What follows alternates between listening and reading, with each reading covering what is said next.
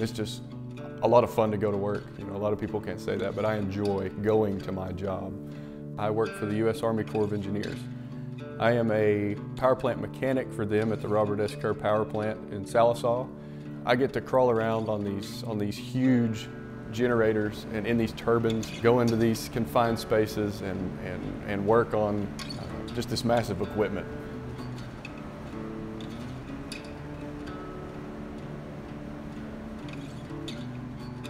As most of you know, the hurricane season in 2017 was crazy.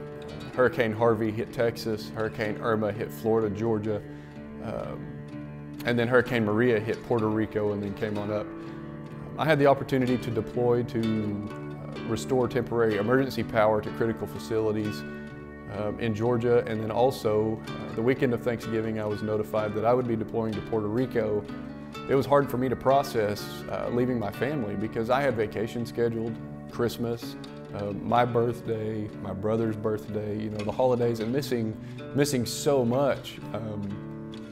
It was just really hard for me to process, but at the same time I knew that those people needed help. So when I landed on the island, got off the airplane, got into the airport and noticed that all of the ceiling tiles were gone. A lot of the roof was gone. Only parts of the airport had power. And then you throw on no power for traffic lights, flooded roadways and stuff like that. It was really a jungle. And I would typically have 7 or 8 crews a day, so I was bouncing back and forth crew to crew, finding them, making sure they were doing what they were supposed to, making sure they had what they needed, making sure all was going well. At that point, about 20% of the people on the island had power. About 2 weeks in, we got so spread out because lines were being energized that we actually hired some local people to assist us in overseeing this contract work. So one of the first local guys I got to work with, his name was Alexis. Super cool guy. I enjoyed getting to know him and hear about him and his family. And we worked together for a few weeks, and it was really cool. We were driving out on Christmas Eve actually, and way up in the mountains, and we saw a church. And they didn't have any power, but the place was packed. Windows were open and you could hear the music before you could see them. So we drive by and I look over at my partner and I said, do you go to church anywhere? And he said, yes, I do, but probably not as much as I should. And so I asked him if he had a Bible on his phone, and he looked at me kind of confused and said, no. And I asked him, would you like one? And he said, well, yeah, I would. So I said, log into iTunes, give me your phone.